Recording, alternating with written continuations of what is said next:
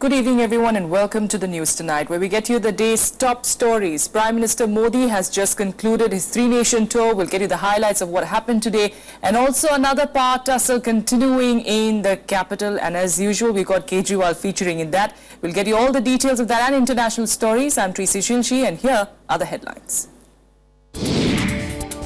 Prime Minister Narendra Modi concludes his South Korea visit. Pitching for the Make in India initiative, Modi invites investments into India, calls for a united Asia for inclusive growth.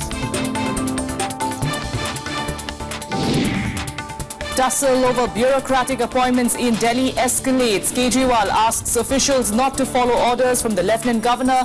Both meet the President separately today seeking his intervention. Legal experts split over Delhi Chief Minister and the LG's roles. AAP government claims it is following rules, while constitution experts question high-handedness. The INS launches its latest anti-submarine vessel INS Kavathi in Kolkata, weighing over 3,000 tons. 90% of the vessel is built indigenously. And Iraqi forces are deployed to recapture the key city of Ramadi from Islamic State militants. Iraq asks Shia militias for help despite fears of a sectarian clash.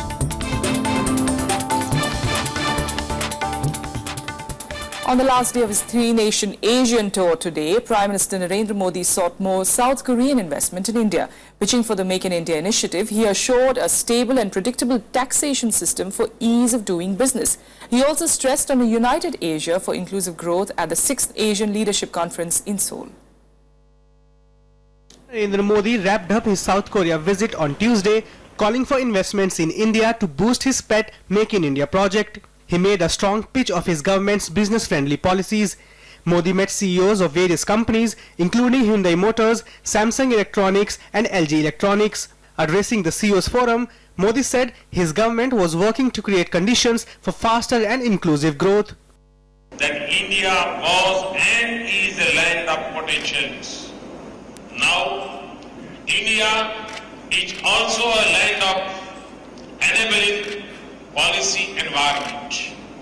Moreover, there is renewed commitment of my government for changing the face of the country. We can join hands in the mutual benefit of our people and industry. Modi also visited Hyundai Heavy Industries here to seek increased partnership between Indian shipyards and the South Korean giant.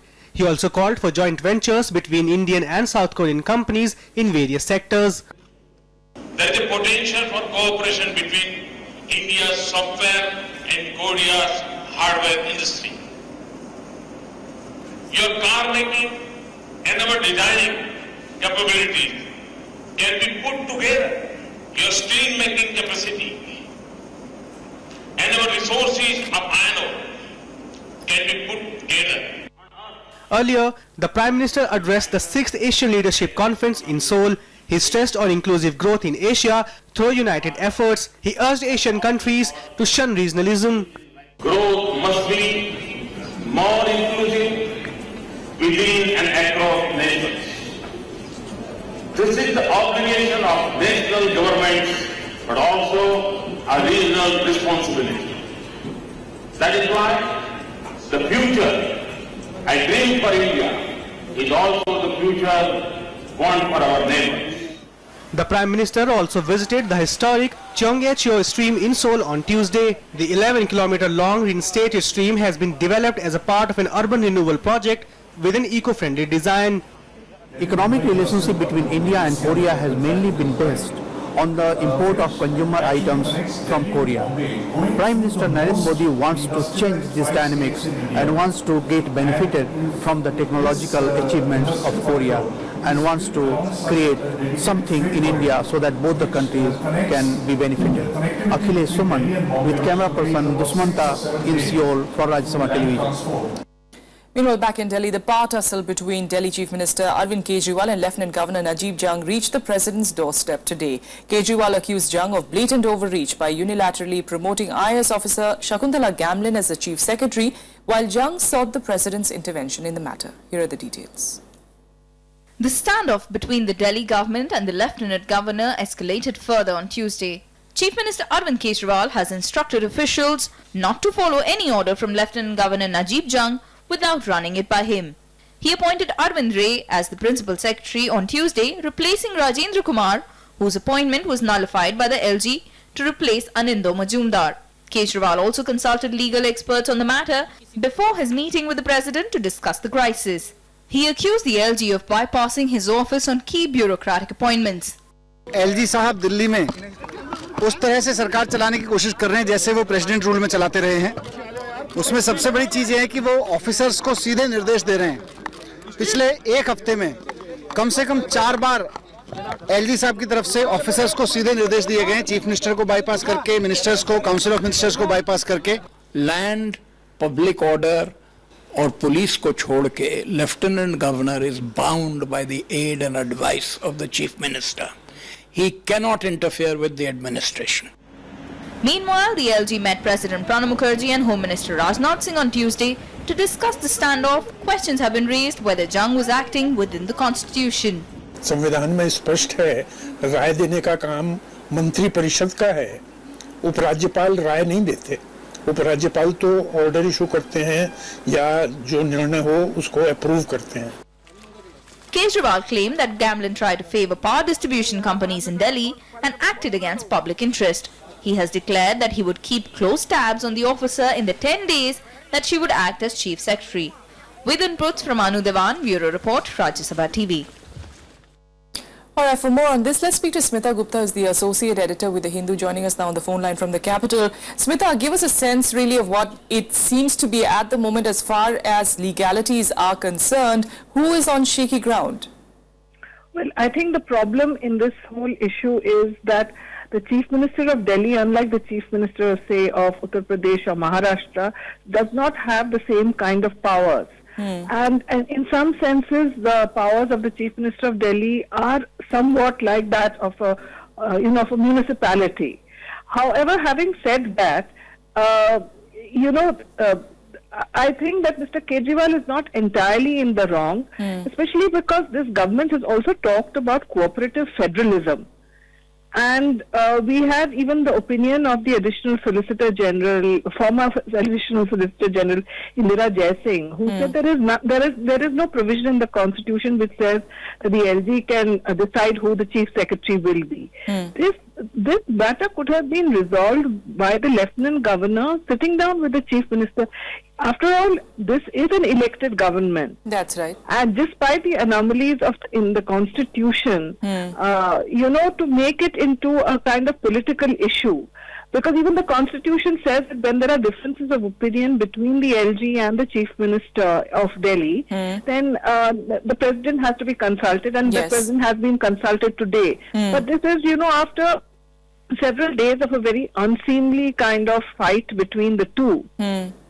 And, as far as, the Minister of State for Home, Kiran Rijiju, sort of accusing Arvind Kejriwal that he's trying to shunt out Shakuntala Gamlin because she's also saying he's I think these are really non-issues right now, or even Mr. Kejriwal using that. I think the key thing is that how are the powers distributed? And I think given that this is Delhi and given that the BJP government had come to power on and had spoken at such length about cooperative federalism. Yes. There should have been some way of the Lieutenant Governor and the Chief Minister sitting down and working these things together. Also, do you think the fact that it's Kejriwal who's the Chief Minister, somebody who's already facing a lot of problems from within, he is somebody who's had controversies one after the other, that is kind of going against him, especially in this matter? I think so. I agree with you. Like it's an image thing, yes. Even though he may be in the right to some extent, the image thing is probably also, making it perhaps a little, looking bad, at least for him. You see, the problem is that Mr. Kejriwal is somewhat of an egotist. Mr. Kejriwal has also been speaking right from the time when he was elected the first time, when he became Chief Minister, about getting more powers, for instance, police powers, etc. So, and he has been talking about full statehood for Delhi, etc. So I think part of it is an image thing. Part of it is also being, I think, the BJP is also, fishing in troubled waters. We have seen that the finance minister has made many statements about Mr. Kejriwal saying he should stick to governance, this is not his job, etc. So it's not that the Lieutenant Governor is entirely in the wrong, but, in a situation like this, which is a very complicated and difficult situation, there should have been an effort on his part to have engaged Mr. Kejriwal rather than have got into this unseemly fight. All right. Let's see eventually how perhaps the president can solve this issue, if at all. Both of them met the president today. We'll see how it eventually pans out. Thanks so much, Smitha, for joining us, giving us, details of what we could see in the days to come. Of course, remember the Congress has been supporting Kejriwal on this particular issue. BJP, meanwhile, is taking Jung's side. And while addressing the BJP's Delhi State Executive meeting today, Finance Minister Arun Jaitley hit out at the Aam Aadmi Party and its controversies. But he also spoke on good governance and, of course, said that the Modi government has erased corruption. Take a look. Modi ji के नेतृत्व में जो सरकार आई, एक वर्ष में उसने क्या परिवर्तन किया? भ्रष्टाचार शब्द को भारत की राजनीति के शब्दकोश से निकाल कर बाहर कर दिया. Finance Minister Arun Jaitley extolling the Modi government for getting rid of corruption nationally as it nears completion of an year in office. Prime Minister Narendra Modi won a historic mandate to rule on the plank of transparent governance and rapid economic growth. Taking a dig at the Aam Aadmi government in Delhi for its run-ins with Lieutenant Governor Najib Jung, Jaitley said people wanted governance, not controversy. Delhi के लोगों ने जो प्रयोग तो किया, लेकिन बहुत महंगा प्रयोग है. It's a very costly experiment. और ये costly experiment इसलिए है कि जो शासन में आए, शासन चलाना ये उनका राजनीतिक एजेंडा ही नहीं. Jaitley also had some strong words for the Congress party. He hit out at the party for blocking the goods and services tax and new land acquisition bills in the parliament. Modi ji के नेतृत्व में ये देश आगे ना बढ़े और इसलिए कांग्रेस पार्टी ने अपने आप को विकास के खिलाफ, प्रगति के खिलाफ, ग्रोथ और डेवलपमेंट के खिलाफ खड़ा कर लिया. Arun Jaitley was speaking at Delhi's BJP's executive committee meeting. Bureau Report, Rajya Sabha TV. Time for a quick break here. Up next, international news. Another suicide blast rocks Afghan capital Kabul amid Taliban's spring offensive.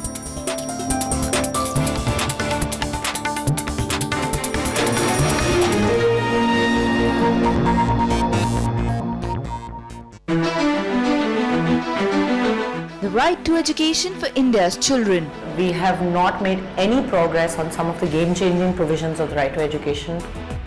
Has the government fulfilled its promise? We have to institutionalize a grievance redressal mechanism that looks at complaints of non-compliance of RTE from between school to state level. What are the gains? What are the failures? The leadership is made accountable, both to the lower level, to the committee and the SMC. Watch the special report Right to Education tonight at 10:30 p.m. only on Rajya Sabha TV.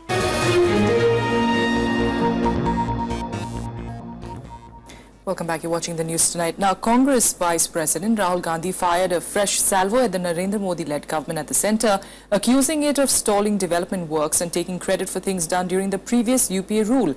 He also raised the pitch over the mega food park in Amethi, alleging politics of revenge. He accused the Modi government of trying to hurt him, but instead, Modi is now hurting farmers who would have benefited from the food park, is what he says, as farmers in 10 districts could directly send their produce to the processing units. Food park इस district को, अमेठी को, बाकी 4-5-10 districts को बदल देता. क्यों बदलता?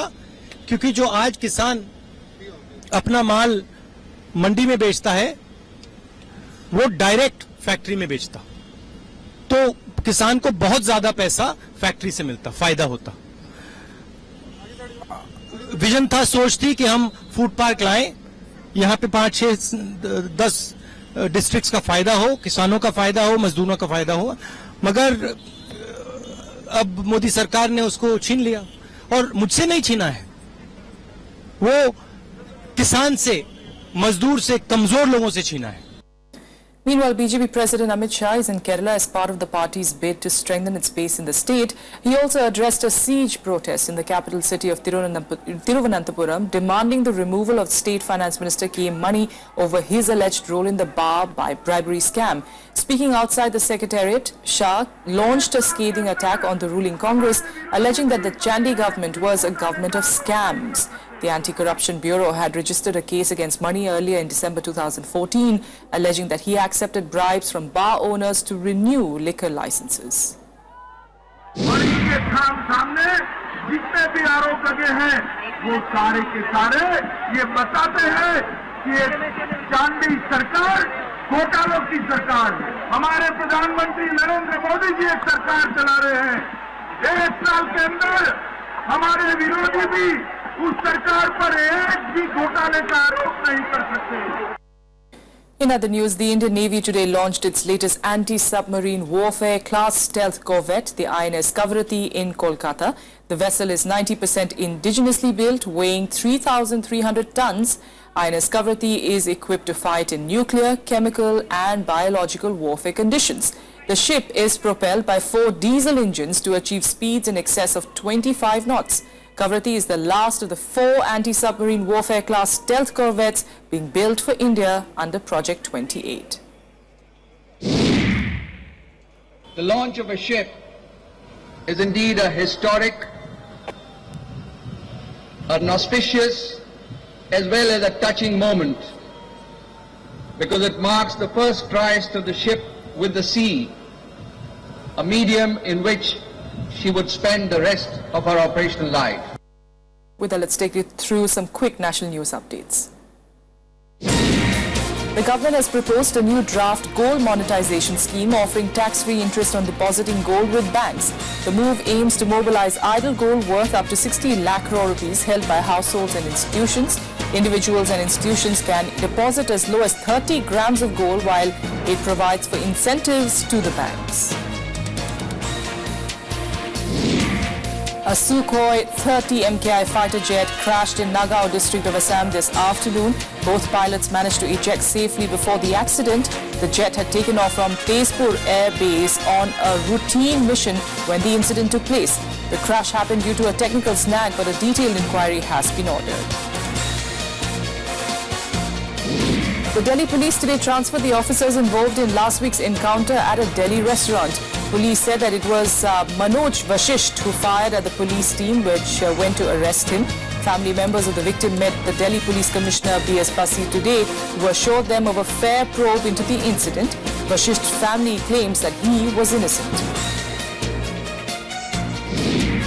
The Special Crime Branch of the CBI today arrested a close aide of the Sharda Group Chief, Shudipto Sen. Arundam Das has been accused of helping illegal operations of the group. Sharda Group Chief Shudipto Sen is currently in jail custody in the multi-crore Ponzi scam.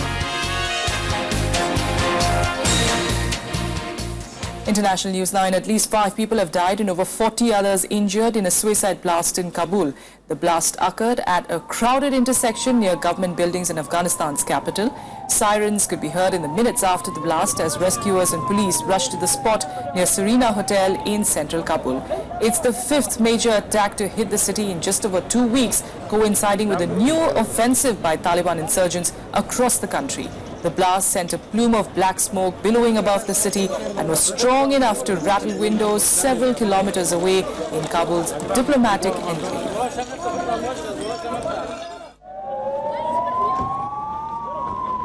The United Nations has condemned the refusal of Southeast Asian countries to rescue thousands of migrants adrift at sea.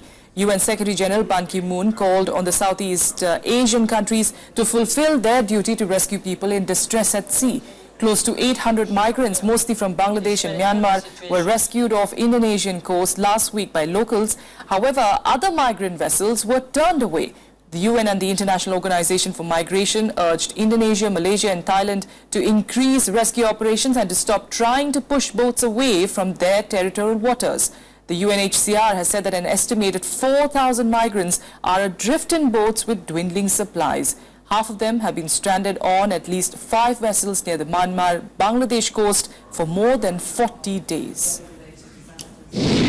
A record high level of people forcibly displaced globally, consequently a record high number of people also making sea crossings, large number of migrants to very much the focus does have to be exactly on that, saving lives and having the proper measures in place to deal with people on disembarkation.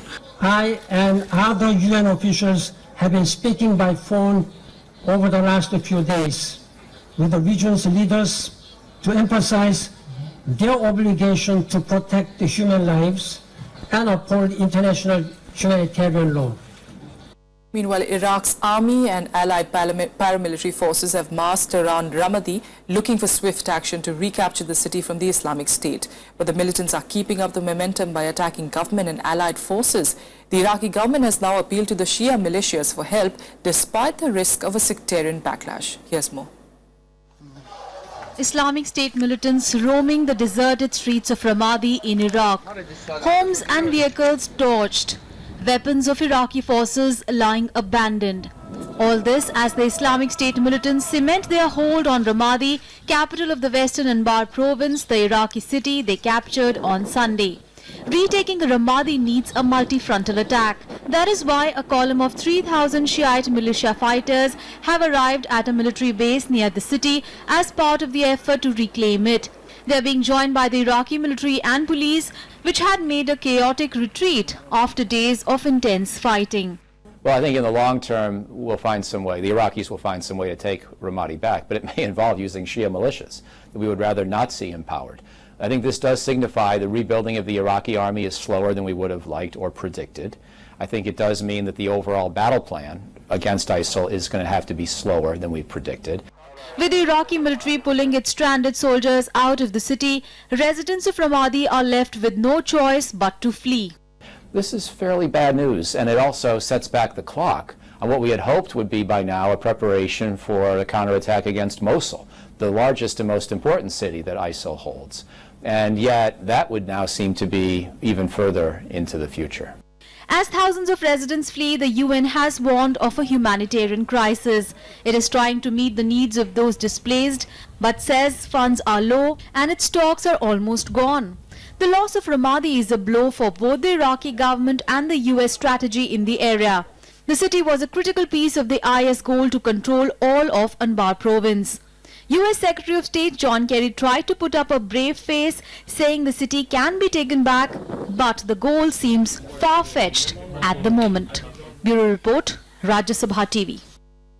While wrapping up his 2-day state visit to South Korea, US Secretary of State John Kerry asked US troops stationed in South Korea to be alert for any provocation from North Korea. He reiterated the importance of keeping US forces on the peninsula, saying that North Korean threats are the reason for the deployment of vessels and troops in the area. For the first time, Kerry also pushed openly for the deployment of the Terminal High Altitude Area Defense Anti-Ballistic Missile System. On Monday, Kerry had warned North Korea that US will consider further sanctions if it did not cut down its nuclear weapons program.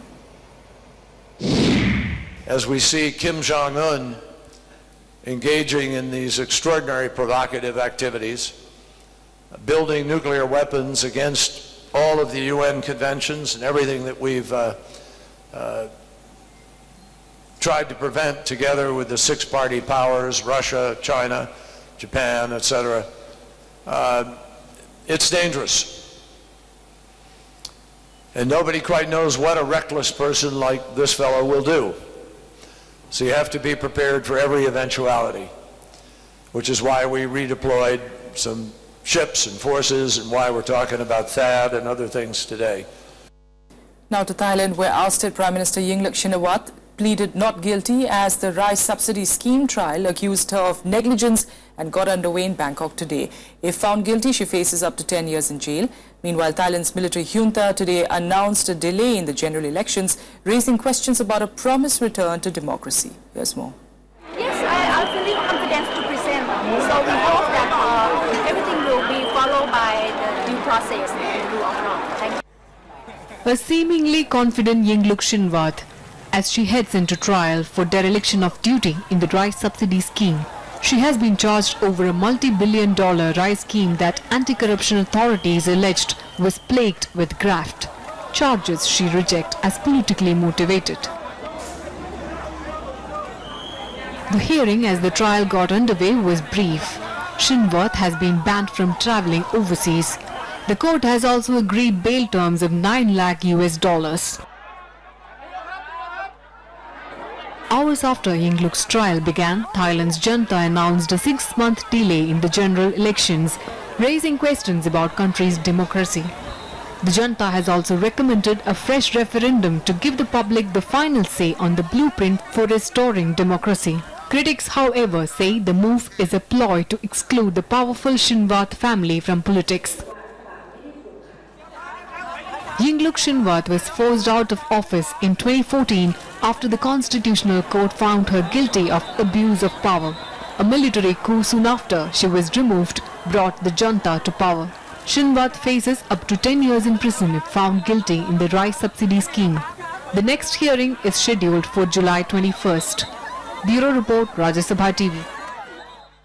Well, then let's get you through some quick international news updates. US President Barack Obama has set new restrictions on the use of military equipment by the police department. The new rules come after months of unrest in various US cities over the deaths of black men in police custody. Obama also pushed for further efforts to build up trust between the police and the people. Hours after fighting resumed in Yemen, Houthi supporters held massive rallies in capital Sana'a asking to halt the Saudi-led coalition strikes. The Saudi-led coalition had resumed airstrikes after the 5-day truce ended on Sunday. Meanwhile, UN Chief Ban Ki-moon has urged for a political dialogue between the two warring sides. Thousands of Macedonians as well staged a massive rally in support of the country's Prime Minister Nikolai Gruevski. This just a day after thousands demonstrated against his government. Gruevski faces several corruption charges which he denies. He has also refused to resign from his post. Anti-Gruevski protest camps have been set up outside several government offices. Heavy summer snowfall disrupted traffic and normal life in North Chinese city of Arshan. The snowfall started early on Monday. Authorities said that the streets are covered in 10 centimeters of thick snow. Soldiers have been deployed to clear the streets and help stranded people. And now let's change tracks and get you the latest from the world of sports.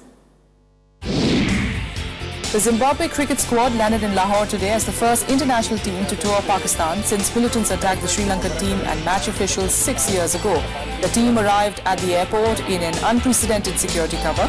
Hundreds of paramilitary rangers and elite police commandos cordoned off the airport and the route to the hotel as the visitors were taken in a strong security convoy with dummy buses as well as a helicopter carrying out aerial monitoring.